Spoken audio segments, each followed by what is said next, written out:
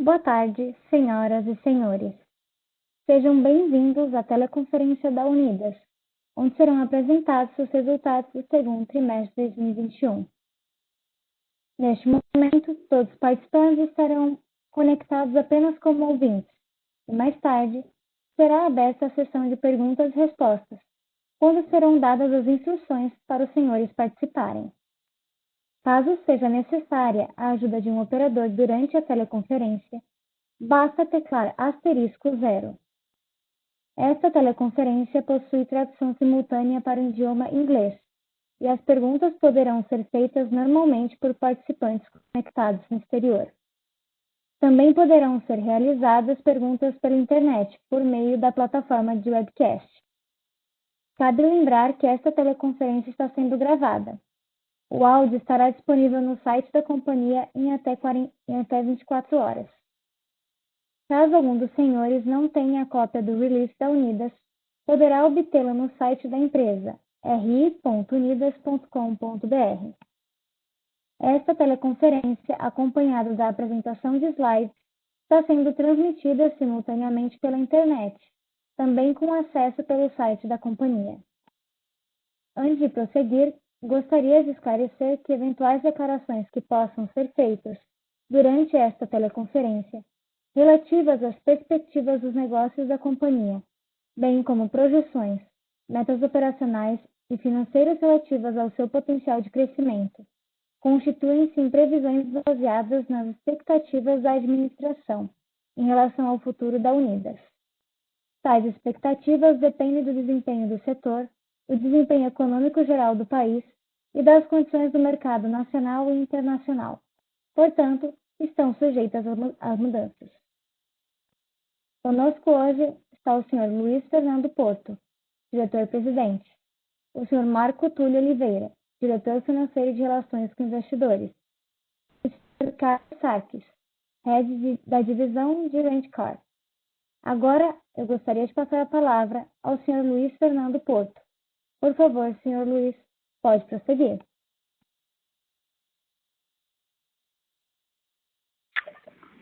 Boa tarde a todos.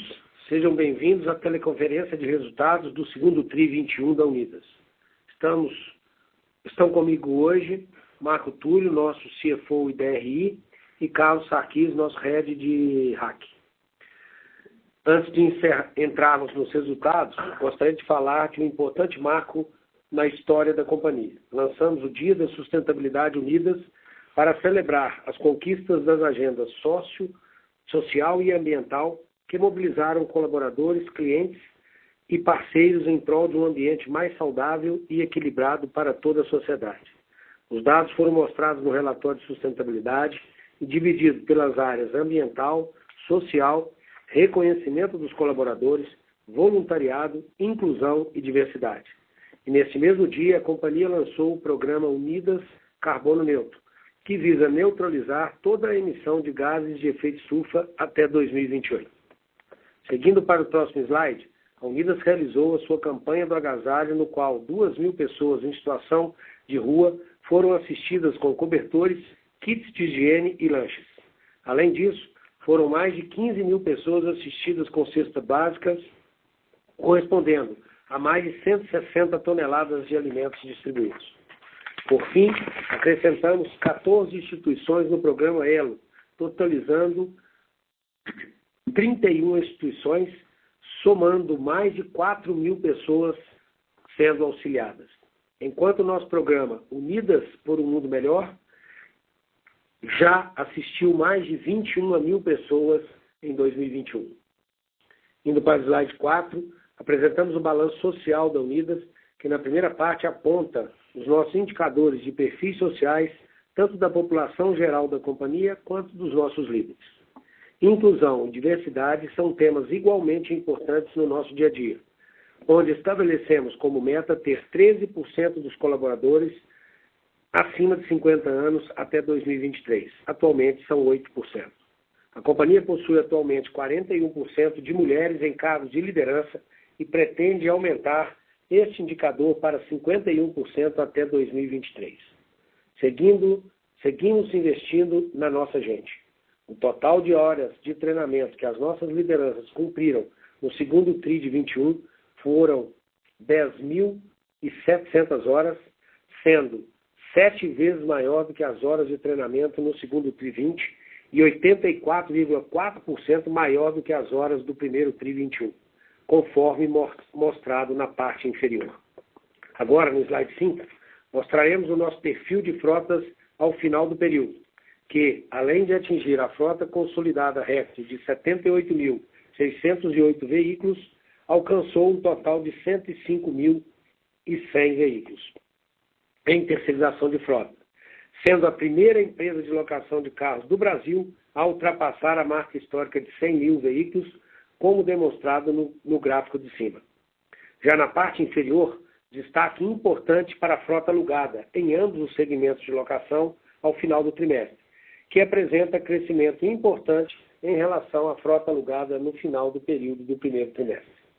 No próximo slide, em complemento ao slide anterior, foram comprados 26,6 mil novos carros nesse trimestre, uma adição líquida recorde para um único trimestre de 12,1 mil carros. Agora no slide 7, falaremos sobre os excelentes resultados no segmento de terceirização de frota. No primeiro gráfico, mostramos o recorde do volume global dos contratos, que em 2021 já atingiu 1,9 bilhão de reais e é equivalente a todo o ano de 2020. Somente nesse trimestre foram contratados 15,6 mil novos carros, um crescimento de mais de 300% em relação ao segundo TRI 2020 e de 36,1% em relação ao forte primeiro TRI 21. Em 2021, já foram contratados 27,1 mil carros para o segmento de terceirização e mesmo com esse volume recorde de contratações, seguimos em disputa por mais 73 mil veículos para o próximo trimestre, conforme demonstrado no gráfico inferior. Agora no slide 8, no gráfico de cima, seguimos apresentando quebra de recordes nos volumes de diárias deste trimestre, com crescimento de 21,8% e recorde na tarifa média mensal, que atingiu R$ 1.814 por veículo, um crescimento de 14,7% contra o primeiro TRI de 2021. No gráfico inferior à esquerda, a taxa de utilização do segmento no segundo TRI 21 atingiu o patamar de 97,7%. Ao lado, apresentamos o recorde na receita líquida de terceirização de frotas, que foi de R$ 435,5 milhões de reais neste trimestre, um expressivo crescimento anual de 40% e de 10,2% sobre o forte resultado do primeiro TRI 21. Esse crescimento ainda não considera o volume recorde de backlog de mais de 24 mil veículos. Tais resultados, além de demonstrar a força e a resiliência desse segmento de negócio, nos dão a tranquilidade de que continuaremos entregando crescimento de receita nos patamares atuais nos próximos trimestres. No slide 9, falaremos sobre o mercado de seminovos neste trimestre. O gráfico de cima mostra que o mercado formado por veículos usados até 3 anos de uso apresentou um crescimento anual de 70,3% no segundo TRI de 2021. O mercado de usados totalizou 6 milhões de veículos vendidos na primeira metade do ano e acreditamos que o cenário continuará favorável para o segmento de seminovos, dado a escassez da oferta de carros 0 km no curto prazo. Seguindo o gráfico abaixo, apresentamos o recorde no preço de venda do preço médio de venda dos veículos de seminovos, um crescimento de 53,3% em comparação ao ano anterior. As vendas continuam sendo beneficiadas pela forte demanda por carros seminovos em virtude dos contínuos aumentos de preço do carro 0 km apresentados até agora em 2021. Agora, na página 10, a receita líquida de seminovos totalizou 843,5 milhões de reais neste trimestre, quase o dobro dos 425,6 milhões no segundo TRI de 2020. No gráfico abaixo, apresentamos o nosso portfólio de lojas, que neste trimestre contou com a abertura de uma loja nova de atacado e o fechamento de 6 lojas de varejo, sendo 4 do modelo de franquias. Passo agora a palavra para o Sarquis, nosso head da divisão de Rentacar, para apresentar mais detalhes os resultados da companhia neste segmento. Obrigado, Luiz. Seguimos agora para a slide número 11. O segmento de aluguel de carros apresentou rápida recuperação no trimestre em relação aos lockdowns que aconteceram entre março e abril, ao ponto tal que no final de junho o número de carros alugados ficou 12,7% maior em relação ao último dia do primeiro trimestre, conforme mostrado no slide número 5. No primeiro gráfico, mostramos o crescimento anual de 25,2% no volume de diárias, atingindo o volume de 4,5 milhões nesse segundo trimestre de 2021, o qual poderia ter apresentado um crescimento ainda maior caso tivéssemos recebido mais carros ao longo do trimestre. A companhia continua trabalhando com excelência na gestão da sua frota e, conforme apresentado no gráfico inferior esquerdo, alcançamos o nível de ocupação recorde de 86%, 24,3 pontos percentuais acima em relação ao segundo trimestre de 2020 e 3,4 pontos percentuais em relação aos 82,6% apresentados no primeiro trimestre deste ano.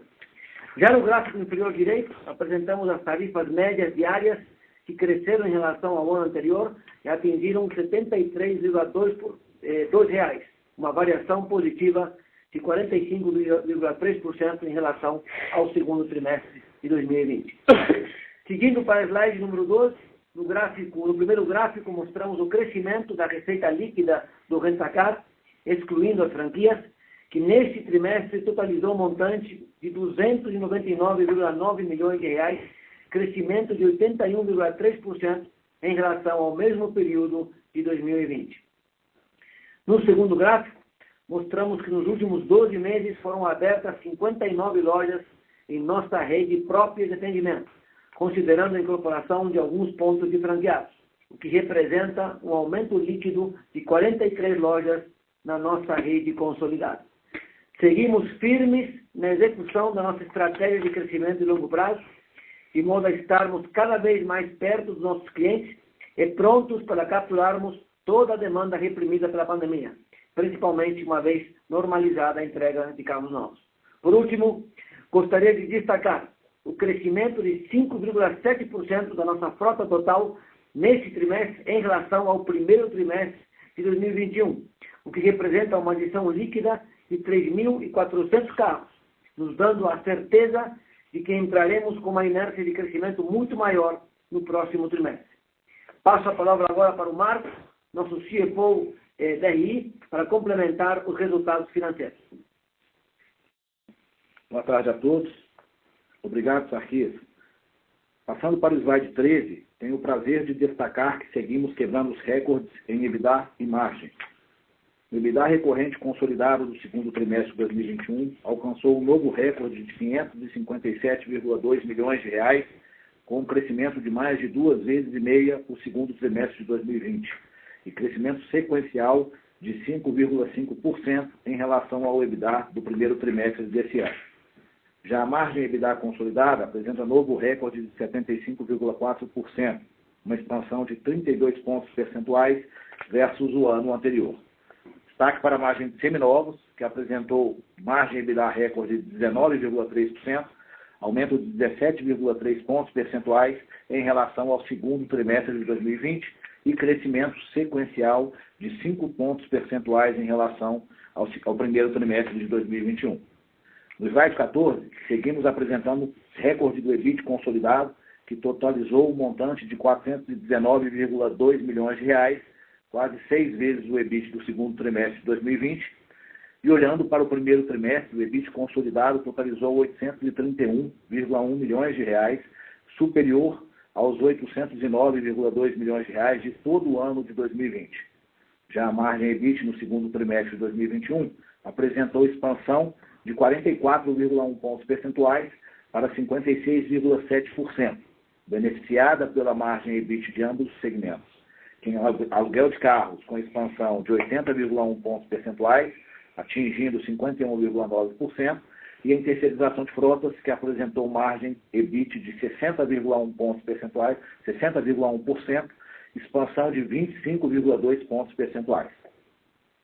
Agora, no slide 15, no primeiro gráfico, mostramos o resultado financeiro líquido recorrente, que totalizou R$ 78,8 milhões nesse trimestre, um aumento anual de 10,2%, enquanto a sua representatividade em relação à receita líquida diminuiu 4,2 percentuais e atingiu 10,7%.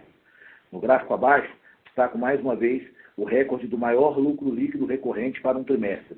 Alcançamos um montante de R$ 241,2 milhões nesse trimestre, um crescimento sequencial de 4,2% sobre os R$ 231,4 milhões do primeiro semestre de 2021. Partindo para o slide 16, a companhia segue entregando importantes crescimentos sem renunciar ao retorno sobre os investimentos feitos. O ROIC atingiu um nível de 14,4% nesse trimestre, permitindo alcançar um spread de 10,7 pontos percentuais, o que resultou em um ROI anualizado de 25%, demonstrando a consistência na operação mesmo em cenários mais desafiadores. No gráfico abaixo, encerramos o trimestre com uma confortável posição de caixa, já considerando os R$ 200 milhões emitidos em julho, de R$ 1,9 bilhão, equivalente a 121,2% dos compromissos de dívidas a vencer até o final de 2023. Seguimos trabalhando e investindo de modo a estarmos prontos a capturar todo o crescimento potencial das operações de aluguel e estamos em níveis confortáveis na estrutura de capital.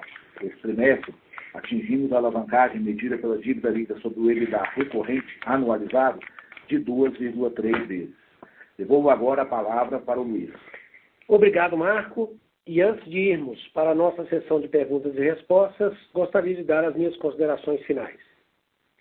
Encerramos mais um trimestre com a satisfação de entregar ótimos resultados e com a certeza que estamos no caminho certo para sermos cada vez melhores. Isso está no DNA da Unidas, temos paixão pelo que fazemos com inteligência, de maneira inovadora e buscamos estar cada vez mais próximo dos nossos clientes, entregando comodidade e satisfação. O cenário de curto prazo ainda é desafiador, mas ainda assim temos a convicção de que vamos superar os desafios e continuar entregando forte crescimento alinhado com altas taxas de retorno aos nossos investidores. Por último, gostaria de agradecer o intenso e exemplar trabalho do nosso time, que constantemente demonstra sua força e se supera trimestre a trimestre, nos permitindo alcançar resultados cada vez melhores. Conte sempre comigo e com toda a equipe de relação com investidores da Unidas.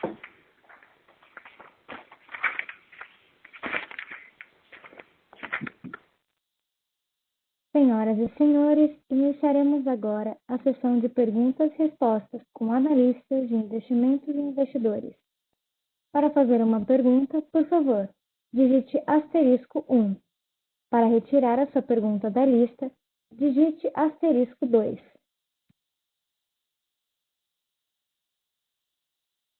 Regis Cardoso, do Credit Suisse, gostaria de fazer uma pergunta.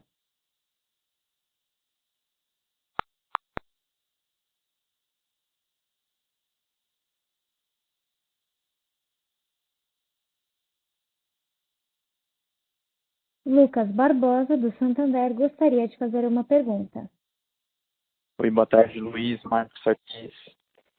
Parabéns pelos resultados. Obrigado por pegarem minha pergunta. Eu tenho duas perguntas, na verdade. Minha primeira é sobre Vocês poderiam dar um pouquinho mais de detalhes sobre o backlog de 24 mil carros que vocês têm para entregar? Esses contratos são principalmente de utilização de fato para empresas, ou se tem uma parte grande vindo já de demanda de assinatura por carros, e também se puderem dar um pouco de cor de quanto desse backlog vem de renovação de contratos. Então, imagino que vocês não podem compartilhar todos os dados, mas qualquer cor que vocês puderem dar sobre esse backlog ajuda bastante. Depois eu faço a segunda pergunta, mas obrigado.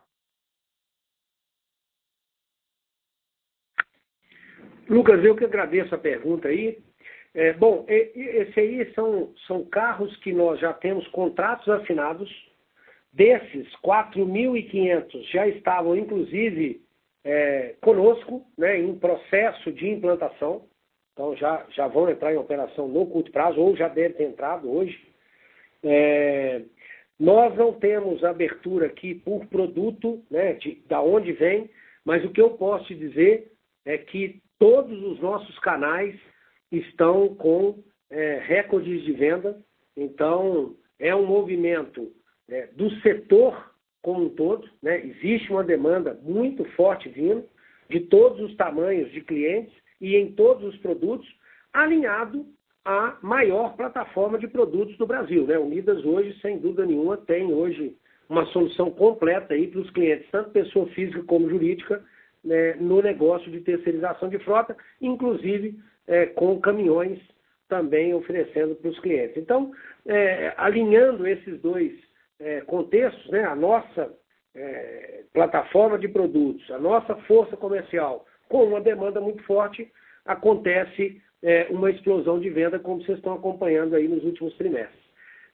E não tem um destaque aqui para falar se é carro por assinatura, se é para pessoa jurídica de pequeno porte ou se é caminhão. É generalizado o movimento e nós estamos crescendo muito forte nesse negócio de terceirização de frota, que é um DNA antigo da Unidas aí. Tudo isso ficou super claro, obrigado pela resposta. Se me permitirem uma segunda pergunta sobre seminovos, a gente viu que o preço médio por carro subiu cerca de 53% ano contra ano, tudo em ter efeito de segundo tri a base fraca, inflação de carro novo, etc. Mas o tri contra tri que chamou a atenção, o preço médio subiu por volta de 10%. Só queria entender se isso foi explicado por seminovos seguindo inflação de carro novo, ou se teve também algum efeito de mix de carro acontecido nesse tri. Obrigado pela pergunta de novo, Lucas. Bom, seminovos é um mix dos dois, né? Você tem um pouco que é mix, mas a representatividade mix de carros, e você também tem mix de canal, porque a representatividade do canal de varejo tem crescido em relação ao do atacado, principalmente nesse momento de falta de carro, né? A gente prioriza muito a venda no atacado, que tem um ticket maior, e isso tudo também tem um item a mais, que é o aumento forte do preço do carro 0 km, que acaba que arrasta o carro usado junto. Então você tem aumento real, né, nominal do carro, você tem mix de carro, né, ou de produtos, vamos colocar assim, carros mais caros sendo vendidos, mais volume deles do que dos populares, por uma questão de fornecimento das fábricas, e um terceiro, mais venda no varejo do que no atacado, né? Então você tem três fatores aí muito importantes. O que cabe ressaltar nós temos hoje uma convicção forte que o cenário que nós estamos vivendo no negócio de seminovos dura por mais tempo do que nós esperávamos, né? A convicção nossa é simples.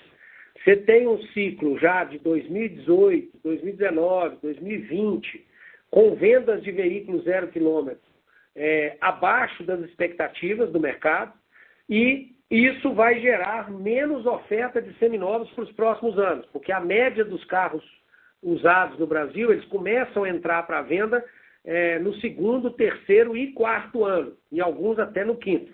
Então, com certeza, como nós vamos viver esse ano também, um ano de poucas vendas, né, especialmente pela condição de entrega das montadoras, nós esperamos ter pelo menos mais 1 ou 2 anos aí, talvez até mais um pouco, para passar de 3 anos, um cenário como o de hoje, porque mesmo que se retome o carro zero, o carro usado, na nossa percepção, vai ter um período longo agora de pouca oferta, especialmente em veículos de 0 a 3 anos de idade, que é o que nós trabalhamos. Então, respondi a sua pergunta e aproveitei e já dei uma visão mais longa nos seminovos, que a gente tem uma expectativa hoje, vou te falar que é uma convicção, que nós vamos viver esse cenário por mais tempo do que nós esperávamos. Perfeito, Luiz. Obrigado pela resposta e obrigado por dar um pouco mais de cor sobre o futuro. Obrigado, boa tarde para vocês. Obrigado, Lucas. Senhor Rogério Araújo, do UBS, gostaria de fazer uma pergunta. Pessoal, boa tarde. Parabéns aí pelos resultados. Eu tenho duas aqui. Uma delas é com relação às montadoras. A gente tem visto notícias diversas, umas falando que a situação deve piorar antes de melhorar, né, de normalização de produção. outras mais otimistas, dizendo talvez aí de recuperação total ali para o primeiro semestre de 22. Queria que você falasse um pouquinho sobre suas expectativas, né, de quando é que normaliza, e esse TRI, vocês receberam um pouco mais de carro do que a gente tinha, acho que o mercado tinha de expectativa também, e pensar aqui que a expectativa de recebimento de veículo para os próximos trimestres, né? E se vocês pudessem falar um pouquinho também como é que vocês estão decidindo quantos carros vão para o RAC, quantos carros vão para o fleet, né, desses que vocês estão conseguindo receber, qual que é o critério que vocês estão usando, né? A gente tem acompanhado a idade média do RAC aqui, subiu um pouquinho no TRI, né, mesmo com vocês colocando carro, vendendo um pouquinho mais, mas só para entender o racional. Depois eu faço a minha segunda aqui. Obrigado. Rogério, eu que agradeço. Bom, montadoras, acho que você abriu colocando a realidade, né? Você tem cenários muito diferentes em cada uma delas, né? E expectativas muito diferentes também em cada uma delas. Você também colocou bem, né? Nós recebemos mais carro do que o mercado esperava, mas não recebemos mais carro do que nós esperávamos, né? Nós tínhamos uma convicção desses números. Como nós já falamos aqui algumas vezes, mas é sempre bom lembrar, a gente não trabalha com compras spot com as montadoras, a gente tem negócios de longo prazo, geralmente anual, com eles, e eles vêm, obviamente, dentro da condição atual, cumprindo esses acordos, algumas, por uma questão de paralisação de fábrica, já nos avisaram que não terão condição de nos entregar todos os carros esse ano. Isso, obviamente, nós já equilibramos as coisas aqui dentro para que não tenhamos grandes efeitos. Nós, nesse sentido da distribuição, estamos claramente privilegiando os negócios de locação, né? E aí não tem uma definição definida e clara, né, do que o rentacar vai levar ou do que o fleet vai levar. Obviamente, o que nos ajuda a regular esse assunto é as taxas de ocupação, né? Quer dizer, se o rentacar não tiver com uma taxa de ocupação alta, a gente passa para o fleet. Se tiver muito alta a taxa de ocupação, a gente coloca mais carro no rentacar. Mas é claro aqui, a definição primeiro lugar, os clientes de locação. E por que a gente está fazendo isso? É porque são os clientes do nosso core, né? Os seminovos, não que a gente não tenha interesse, mas todo mundo sabe, a gente faz a desmobilização no ativo no final. Nós estamos tendo que ser criativos, né? Então, os carros vão ficar mais tempo que a gente gostaria e vão ter uma quilometragem mais alta nos negócios de rentacar do que nós gostaríamos, e isso permite que efetivamente a gente atenda mais clientes nesse momento, apesar de ter um custo mais caro de manutenção.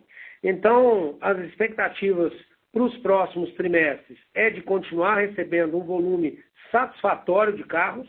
Claro, né, como vocês viram aqui na nossa resposta anterior, se hoje nós tivéssemos 24 mil carros a mais aqui, nós estaríamos com esses carros ou renovando a frota do fleet ou agregando nova frota para locação, que parte disso também é nova locação.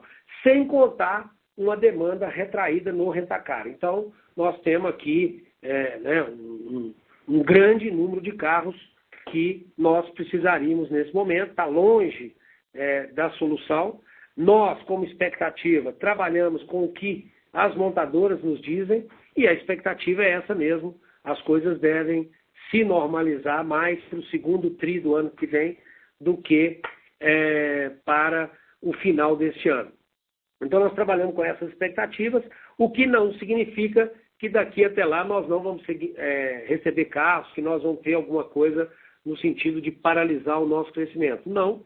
E eu acho que esse TRI foi muito importante, esses 26 mil carros, para talvez o mercado como um todo entender que o cenário que às vezes sai na mídia, né, o cenário de uma empresa ou de uma área é diferente da outra, e nós aqui da Unidas temos, como eu já disse, contratos e temos acordos de longo prazo com as montadoras. Nossa expectativa é para um segundo semestre de recebimento de carros igual, ou um pouquinho melhor, ou um pouquinho pior do que o primeiro, e com isso a gente consegue cumprir todos os nossos objetivos financeiros de crescimento que nós temos hoje com os nossos investidores e clientes.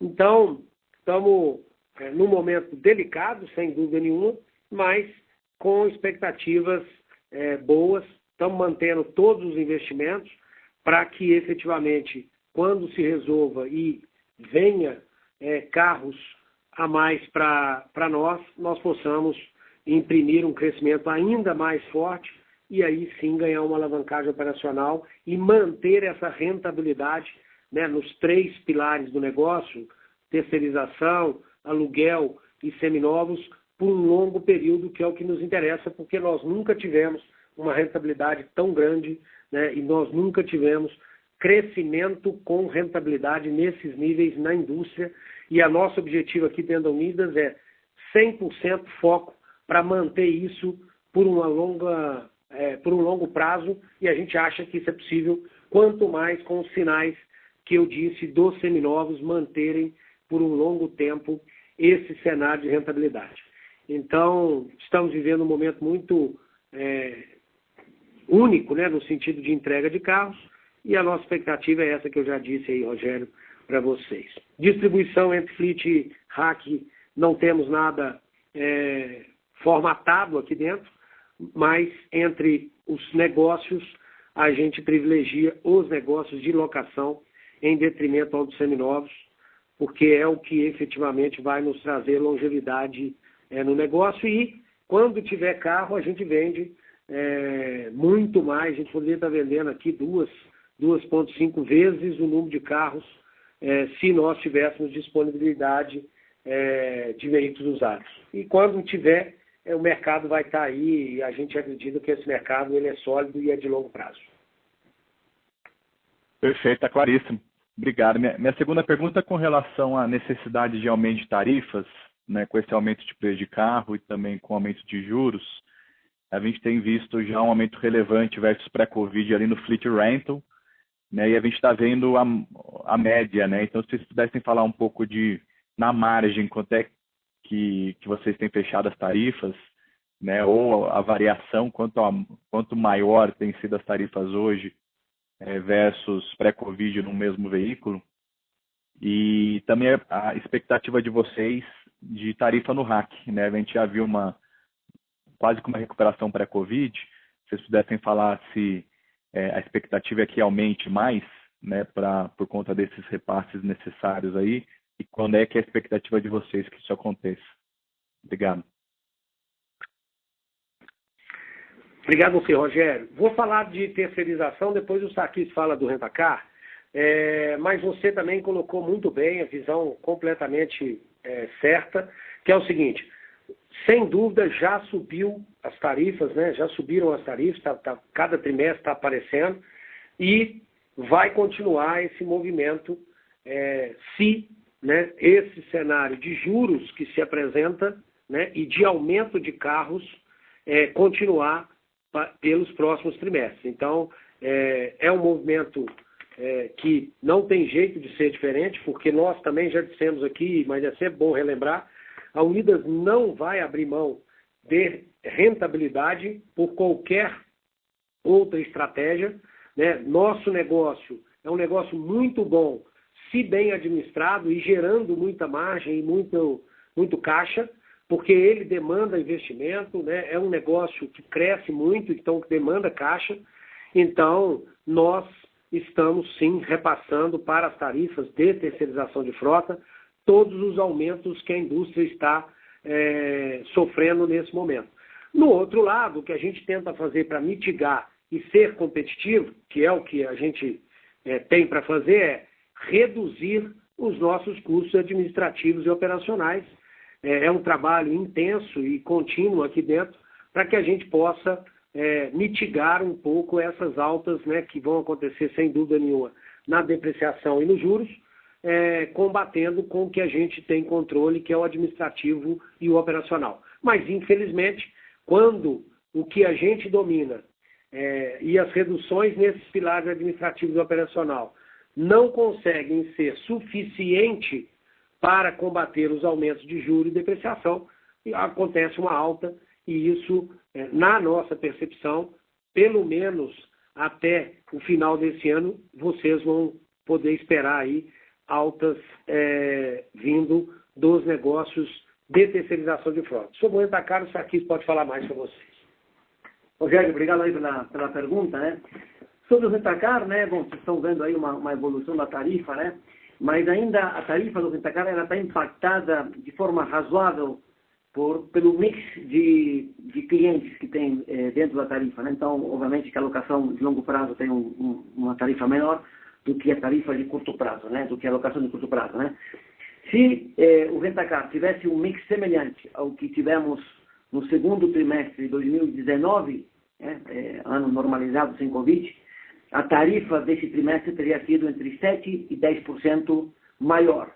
E a gente acredita de que, de uma certa forma acelerada, esse mix vai começar a convergir para o mix de um ano normalizado. A gente acha que no segundo semestre haverá uma recuperação muito forte das locações de curto prazo. Também vale a pena lembrar de que em abril, né, tivemos aí algumas regiões com lockdowns ou com restrições de mobilidade, o que obrigou a gente no Rentacar também a fazer algumas reduções de tarifa naquele momento para manter a taxa de ocupação em patamares aceitáveis. Então, esse TRI também foi impactado por um mês bastante ruim, como foi o mês de abril. Então, a tarifa TAC, se você pegar segmento a segmento, todas as tarifas estão razoavelmente acima do que estavam no pré-Covid, né? Então, o que está impactando ainda mais fortemente é a questão do mix, e eu acho que estamos no começo dessa evolução de preços em alguns segmentos. Acho que tem bastante espaço aí para ver uma evolução, principalmente pelo ponto que o Luiz mencionou, né?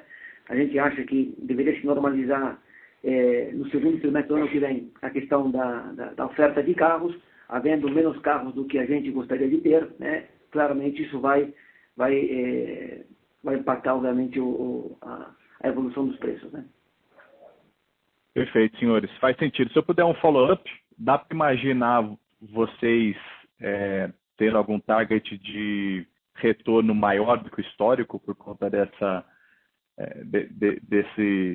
limitação de oferta de veículo? Né? Vocês podem mirar mais retorno ainda? Aumentar a tarifa mais do que seria o repasse aí do aumento de preço de carro novo e juros? Sem dúvida, Rogério. Hoje, nosso sentimento aqui é o seguinte: nós estamos, né, numa corrida onde o nosso carro é o melhor, nós estamos numa Ferrari e administrando sem poder acelerar, né? Então, é isso que nós estamos fazendo, e sem dúvida nenhuma, se não dá para crescer mais, nós vamos buscar mais rentabilidade e vamos administrar muito bem o negócio. Estamos mantendo todos os investimentos e acreditamos num ciclo longo, rentável e crescente, com fortes crescimentos. Então, é o que dá para fazer e deve acontecer isso, sim, nos próximos trimestres, pelo menos. Só para complementar o que o Luiz falou, né? Todo mundo aqui, obviamente, acompanha as notícias do mercado americano de locação, né? Vocês estão vendo o que está acontecendo com as tarifas lá, né? O Brasil está 6, 9 meses, acho que atrasado em relação a esse efeito, dado os impactos da vacinação mais lenta e questões relacionadas ao combate ao Covid. Mas eu acredito de que a tendência ela será bem semelhante. Não sei se nos mesmos patamares, mas com certeza acho que a gente vai ver uma tendência semelhante ao que se viu naquele mercado lá, especialmente aqui no final do segundo semestre. Entendido. Muitíssimo obrigado. Imagina. Obrigado. O senhor Victor, do Bradesco BBI, gostaria de fazer uma pergunta.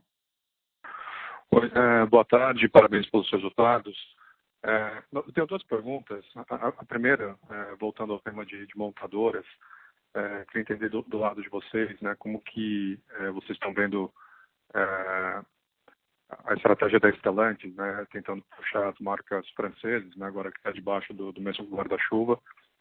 Se faz sentido, né, aumentar um pouco mais de exposição a essas marcas, e se vocês estão vendo também a possibilidade de aumentar a exposição também com as marcas chinesas, né? E a segunda pergunta é com relação à depreciação. A gente viu um aumento agora no segundo TRI, né, que já era algo que vocês já tinham mencionado nos últimos trimestres, que isso deveria acontecer. Qual que é o patamar que vocês acham ideal, né? Se a gente, de repente, vai continuar vendo esse aumento, né, de depreciação ao longo do segundo semestre, dado que ainda tem esse processo de renovação de frota. Obrigado. Ei, Vitor, obrigado você. Vamos falar primeiro, então, das marcas francesas com a Stellantis. A gente tem uma admiração muito grande pelo trabalho que o pessoal da Fiat tem feito no Brasil nos últimos anos. Eu estou dizendo aqui de desenvolvimento de produto, estou dizendo aqui do jeito que eles administram o negócio. Tanto né, que a Fiat, aqui no Brasil, assumiu as marcas francesas e outros lugares foram o contrário.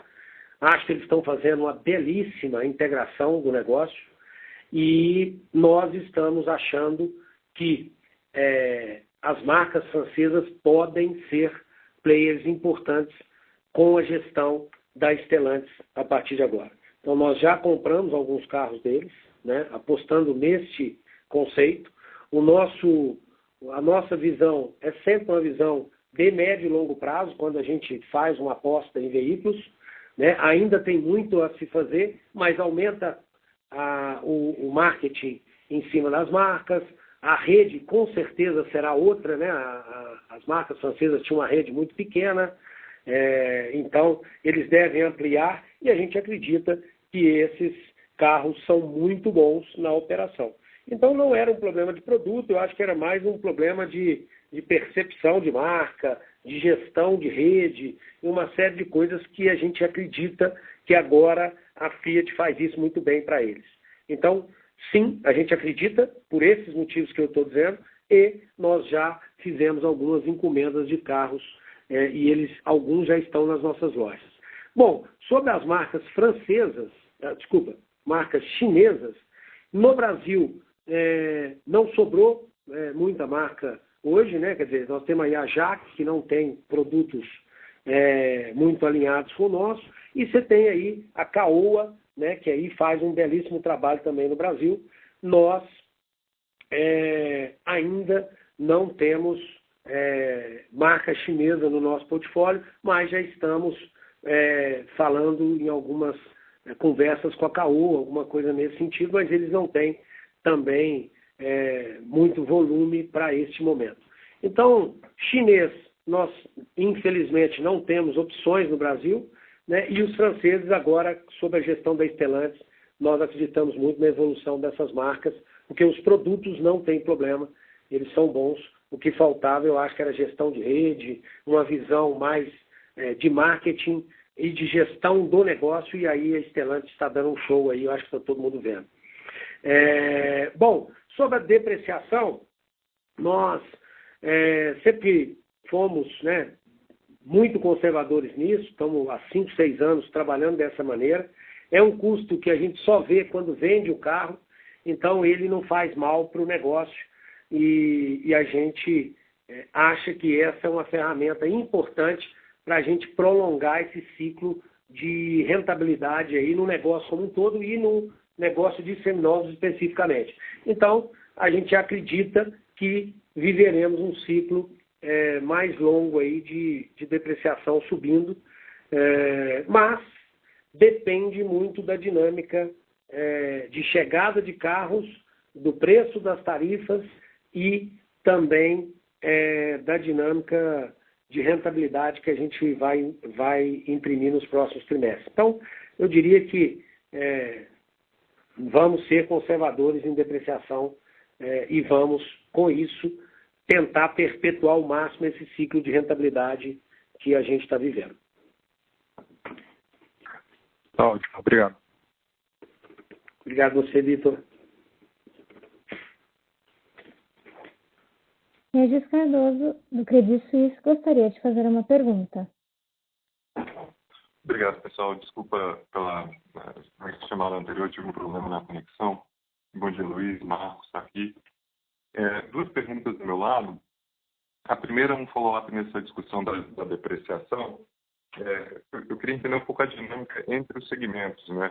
A depreciação do GTF subiu bastante mais que o RAC, ao passo que eu esperaria talvez o contrário, dado o tempo médio da vida do carro no segmento do RAC. Um outro tema também que eu queria discutir com vocês é a perspectiva de adição líquida de frota para o resto do ano. Ou seja, a questão é se esse modelo de diminuir as vendas e aumentar a idade média poderia se exaurir e aí, eventualmente, isso virar uma limitação, de crescimento. Se me permitir uma pesquisa, vou abusar um pouquinho aqui do tempo, queria saber também, especificamente no segmento do RAC, se vocês poderiam comentar talvez os dados de julho, ou seja, na saída do trimestre, em termos de frota, utilização, tarifas, para a gente ter uma ideia um pouco do que é talvez digamos assim, o nível sem os efeitos da pandemia. Obrigado, Regis. Bom, o que acontece é o seguinte, o RAC, na depreciação, nós estamos vivendo um momento, e aí, a cada trimestre, ele vem ficando mais claro para nós, que é uma aproximação do preço dos carros de 1 e 2 anos com o veículo 0 km. Isso nos dá uma depreciação menor, apesar de termos um investimento maior nos carros nesse momento, né? O preço do carro zero subiu muito, então você teria automaticamente um aumento de depreciação, mas o desconto de venda entre o carro de 1 e 2 anos comparado ao de zero, ele comprimiu muito. Por quê? Porque está faltando o carro 0 km e também está faltando o carro de 1 e 2 anos. Então, por si só, essa tendência nos dá uma tranquilidade da depreciação do RAC não ter uma subida tão forte quanto a de terceirização de frota. Terceirização de frota, você já coloca para 2, 3, 4 anos para frente, e aí a gente prefere entender que daqui 2, 3, 4 anos as taxas já estão normalizadas. Então, essa é a diferença que, no nosso caso, o GTF subiu até mais do que o RAC, né, por uma questão de análise por carro, por canal de RAC versus GTF. Então, depreciação, o racional nosso aqui é esse. O modelo de priorizar a locação versus a venda, ele se exaurir, a gente não acredita, né, porque esse racional é simples, ele só poderá acontecer, essa exaustão do modelo, e aí é uma preocupação nossa também, tá? Porque existe um limite, né? Nós temos aqui 100 e poucas lojas de venda de carro. Nós temos aqui um time de venda de carro. Então, vai chegando um ponto também que não dá para você não vender carro, né? Você precisa manter a máquina alimentada. Você tem clientes, né? Nós também não podemos deixar nossos clientes sem nenhum carro, porque amanhã ou depois, quando ele voltar, ele vai privilegiar quem cuidou dele. Então, a gente tem que cuidar do cliente, tem que cuidar do nosso time, tem que cuidar das nossas lojas, e também chega um limite que o carro fica muito velho, tanto no rentacar quanto no frota, que não faz sentido para nós também. Então, esse ciclo se realimenta e a gente não acha que isso aí, se durar mais 6 meses, 9 meses aí, que é a nossa expectativa, vai se exaurir. Eu acho que as coisas dá para funcionar assim, se as coisas acontecerem da maneira que a indústria está ditando e da maneira que a gente acredita, que é mais 6 a 9 meses aí, as coisas vão se normalizar e a gente vai ter carro suficiente para atender todos os nossos clientes, seja ele de locação ou de seminovos. Então a gente acredita que esse modelo é um modelo vencedor e rentável. A gente sempre disse isso também, tá? Por incrível que pareça, uma locadora sem crescimento, ela é muito mais rentável do que uma locadora crescendo, né? Porque você tem que fazer vários investimentos ao longo do tempo. O que nós estamos vivendo agora não é isso, porque nós estamos crescendo muito, né? Não vamos falar aqui de ano contra ano, porque você tem impactos aqui sobre a pandemia, apesar de terceirização de frota, por exemplo, não tivemos impacto nenhum no ano passado, né? Não caiu receita nenhuma. Então, são bases comparáveis. A Unidas cresceu 40% desse negócio. Mas se você olhar o primeiro TRI contra o segundo TRI, nós avançamos muito forte, taxas de crescimento talvez as maiores da história recente nossa, aí, os 4, 5 anos. Então, eu entendo que nós estamos vivendo uma explosão de demanda, né? Então, e eu não acho que isso aí é momentâneo, eu acho que isso aí é cultural. E se é cultural, eu acredito que nós vamos viver um ciclo muito bom nesse sentido. Então, eu acho que o modelo não se exaure no período curto, que é 6, 9 meses, e eu acho que quando voltar ao normal, nós vamos experimentar uma alavancagem operacional brutal, combinando crescimento forte com rentabilidade por um longo período. Essa é a nossa expectativa e é o que nós estamos trabalhando aqui incansavelmente para entregar. E sobre o Rentacar, eu passo para o Sarquis aqui. Sobre o Rentacar, no que se refere à tarifa do mês de julho, né, a gente obviamente não vai dar um número exato, mas sim um range, essa tarifa deve ser entre 7% a 10% superior à tarifa do mês de julho em comparação à tarifa do segundo trimestre, né?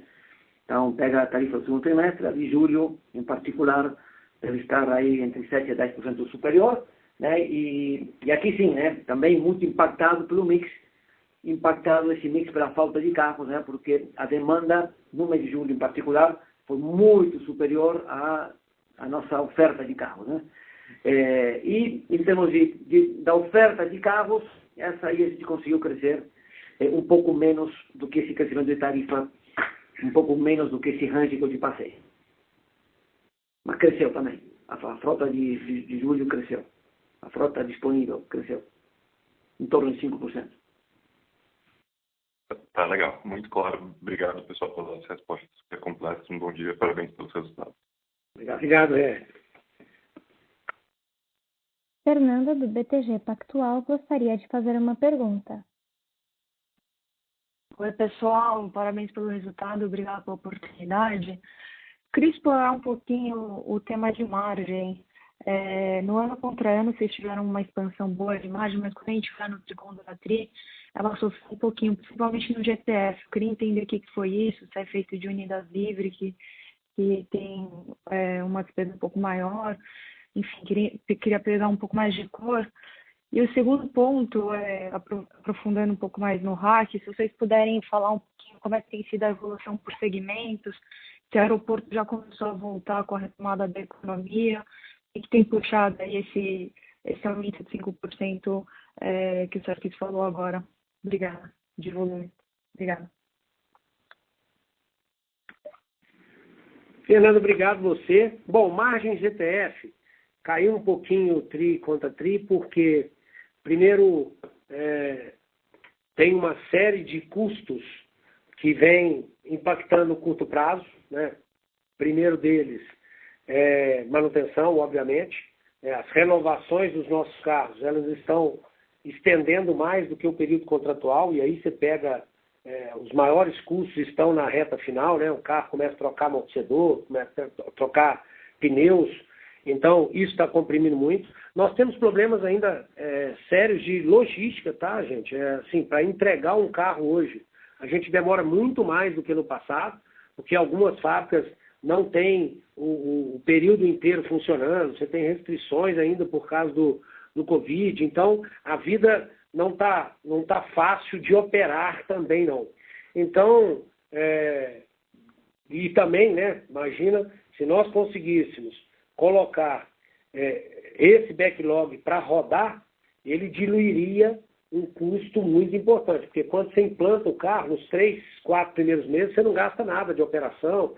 Então, uma empresa crescendo como a nossa, e não podendo faturar os carros do backlog, aquilo gera uma compressão momentânea nas margens. Mas é coisa momentânea e a gente não espera uma redução de margens para frente, não. Ao contrário, a gente espera a manutenção ou a melhora das margens ao longo dos próximos trimestres. Aí, as outras perguntas do Hack, o Sarkis fala para você. Fernando, obrigado. O que está recuperando mais rápido é o segmento de lazer, né? Ainda o segmento de viagem corporativa, de curto prazo, isso aí obviamente ainda está muito impactado, né?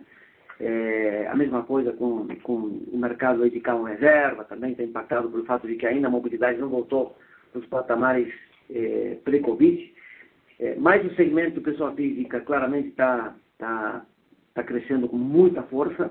Outro segmento que cresce com muita força também é o mercado mensal pessoa jurídica e também mensual pessoa física. No caso da pessoa jurídica, muito em linha com o que o Luiz falou, né? Estamos vendo aí uma força muito grande aí da operação do Fleet, da operação da Unidas como um todo, e do mercado, com certeza, evoluindo muito bem nesse segmento, né? Chamaria de uma tendência aí secular cada vez mais do segmento PJ saindo da posse para a locação. Isso não somente favorece o negócio de Fleet, também favorece o mercado de rentacar nesses contratos de longo prazo, né? Que são contratos de menos de um ano, né? E eu acho que essa recuperação da pessoa física, francamente, está só no início. Eu acho que o segundo semestre deveria ser extremamente forte nesse segmento. Muita demanda reprimida, enfim, né, falta de carro também, o que vai puxar preço para cima. Eu acho que essa demanda aí, ela tem tudo para continuar de forma muito robusta também, né? E, obviamente, os nossos esforços de fortalecer a marca, mais lojas, a gente investiu muito em tecnologia, e estamos muito felizes aí com as nossas evoluções de nível de serviço, que também atrai mais clientes, né? Então a gente acha que estamos entrando aí num ciclo virtuoso do rentacar depois de um ano e pouco aí, bastante duro aí com toda essa pandemia. Tá claro, muito obrigada, pessoal. Obrigado a você, Fernando.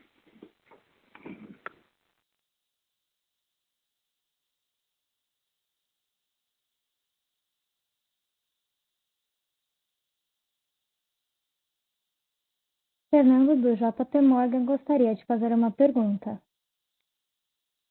Oi, boa tarde, pessoal. Na verdade, é um follow-up para o Sarkis nessa questão de margem do Hack. Para mim não ficou muito claro, Sarkis, por que teve essa queda, de certa forma, expressiva no tri-a-tri. Eu entendo que tem a questão de sazonalidade, mix, mas no primeiro tri sua margem foi 43, esse tri foi 38,7. Sendo que se a gente olhar, a sua tarifa média aumentou um pouquinho, né? Seu volume de diária caiu um pouquinho. No fundo, a receita de locação no Hack foi muito parecida, mas a margem ela caiu quase 5 pontos, né? Eu até estava reparando que se a gente olhar a sua frota no final do período, ela cresceu quase 4 mil carros e o volume de diárias foi menor no tri-a-tri. Não sei se isso tem a ver com o fato de vocês não terem conseguido capturar toda a receita dos carros que chegaram. Então, só queria entender, né? Imagino que tem essa questão de manutenção que o Luiz colocou no Fleet também, mas se tem algum outro fator que levou uma margem bem menor no Hack e se isso se recupera para casa dos 43%, 45% ao longo do segundo semestre. Obrigado aí pela pergunta, né? Então, tivemos alguns efeitos, né? Primeiro, estamos aí com a idade média recorde no rentacar, acho que é mais de 11 meses. Isso, obviamente, impacta demais a frente de custo 11,1, né? Impacta demais aí o custo de manutenção. E também teve uma inflação bastante grande, né, nesse mercado aí de pneu e companhia, muito mais alinhado ao IGPM do que ao IPCA, né? Então esse foi um fator. Outro fator, o mês de abril foi um mês fraco para todas as locadoras, né? Os lockdowns de fato atrapalharam bem e a gente perdeu aí, não queria chutar aqui, mas perdemos alguns milhões de receita, né? Se não tivesse havido esse problema aí, que se recuperou bastante forte. Então a nossa receita do segundo trimestre foi impactada também de forma muito mais severa do que no primeiro trimestre por questões relacionadas ao Covid, né? O primeiro trimestre meio que passou incólume, assim, na média, obviamente, né? Teve lá no norte do Brasil, no nordeste um pouco também, mas o segundo semestre foi mais severo, né? Isso obviamente impactou, né? Menos receita impacta obviamente a margem, né? Já que os custos estão aí. E acho que o terceiro tem um pouco a ver com a nossa estratégia, que a gente tem sido bastante consistente, que a gente continuou expandindo o número de lojas, continuamos investindo em aproximar as lojas do cliente. Nós certamente temos uma base instalada que consegue atender um número muito superior de locações do que temos hoje. Ou seja, a Unidas no Rentacar conseguiria ter um crescimento muito expressivo no volume de diárias, sem aumentar custos fixos, basicamente. Isso obviamente impacta, né? Então, se a gente estivesse aqui priorizando o curto prazo, nós teríamos provavelmente, ao invés de ter crescido aí 50 e poucas lojas, teríamos crescido 0 lojas, né? Nós não precisaríamos ter 50 lojas talvez para ter essa frota alocada, mas pensando no longo prazo, estamos convencidos que essa é a estratégia correta e estamos convencidos que isso vai permitir responder a sua última parte da pergunta. Sim, estamos convencidos que a gente consegue recuperar essas margens no curto prazo, tendo um crescimento de receita que a gente está bem convencido que virá. Não somente pelo volume, que vai crescer talvez não no patamar que a gente gostaria, pela falta de carro, mas certamente também será bem ajudado pelo aumento nas tarifas, que virá pelo efeito mix e também pelo próprio crescimento que está tendo de ticket, segmento a segmento, onde estamos repassando esses aumentos de custos de manutenção, valor do carro e assim por diante. Tá, joia. Ficou mais claro. Obrigado, Sarquis. Prazer. Agora vamos para as perguntas do webcast.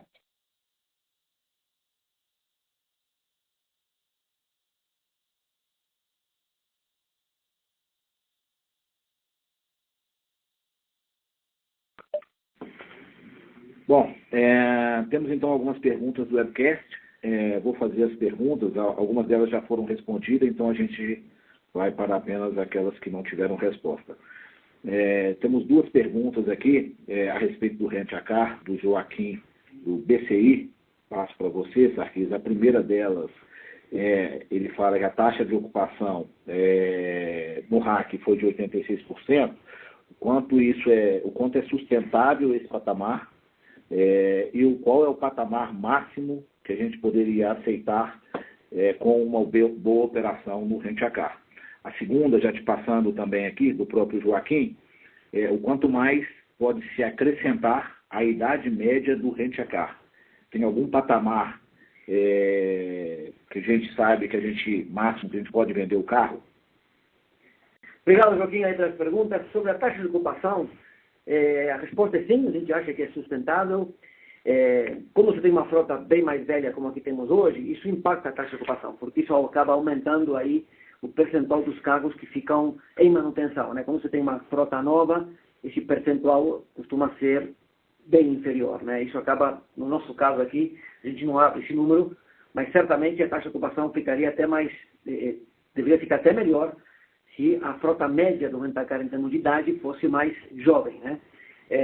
Aqui como exemplo, né, e benchmark, é outro mercado, né? Obviamente tem que ter cuidado quando a gente faz esse tipo de comparação, mas a Enterprise roda com 91%, 92% de taxa de ocupação há muitos anos. A gente está investindo muito aqui em sistemas para poder rodar com uma ocupação alta, eliminando aí os problemas de uma ocupação alta, que é basicamente você deixar, obviamente, captura de negócios sem poder ser capturados, às vezes problemas de atendimento. Estamos investindo muito em sistemas para termos aí maior assertividade e também maior flexibilidade de sistemas para podermos rodar com uma taxa de ocupação elevada, minimizando os efeitos negativos. Então, a resposta é sim, achamos que é sustentável essa taxa de ocupação e achamos que até tem uma folga que pode vir daqui para frente, que é a frota ficando mais nova. Isso facilita ter uma ocupação bem elevada. Sobre a idade média da frota, sim, dá para esticar mais, certamente dá para esticar mais, mas a nossa intenção é diminuir essa idade média da frota, não somente para procurar aí o ponto ótimo de custo de manutenção, mas também para dar o melhor serviço possível aos nossos clientes, né? Então, a gente sabe aqui que, uma ideia aqui, um carro com 50 mil quilômetros ou mais, versus um carro com 10 mil quilômetros ou menos, a diferença do NPS costuma ser bem significativa, né? Então, nas nossas pesquisas, obviamente que não é trivial ter uma frota mais velha. Portanto, a gente, não somente por uma questão de custos, mas também pensando em entregar o melhor serviço possível aos nossos clientes, nós não gostaríamos de continuar esticando. Talvez isso aconteça, né, pelo problema que o próprio Luiz mencionou, aí, que esse problema momentâneo da oferta de carros, mas em situações normais, nós deveríamos rodar com uma idade média da frota inferior ao que estamos apresentando nesse trimestre.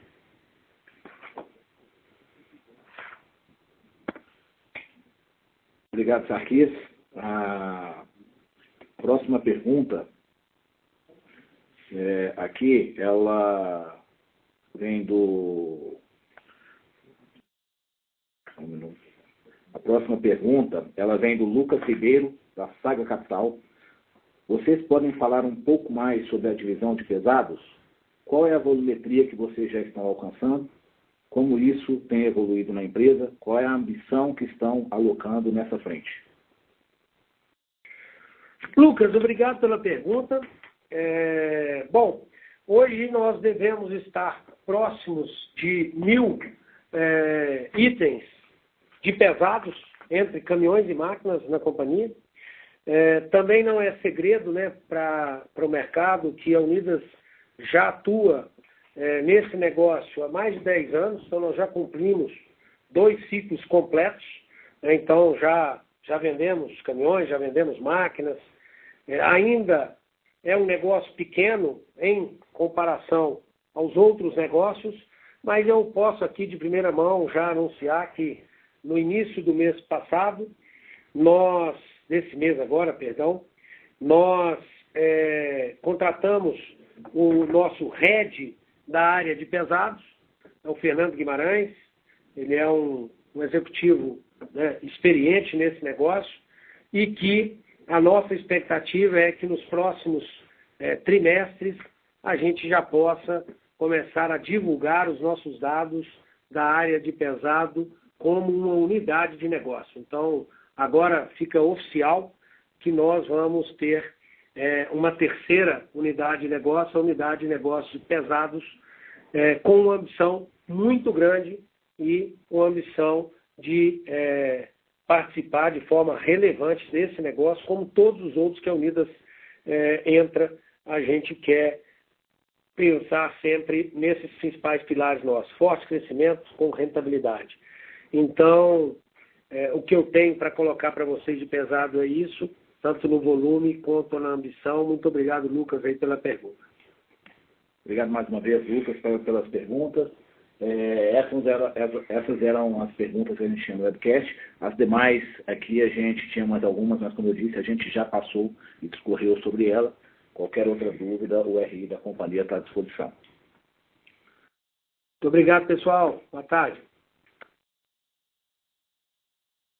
A teleconferência de resultados da Unidas está encerrada.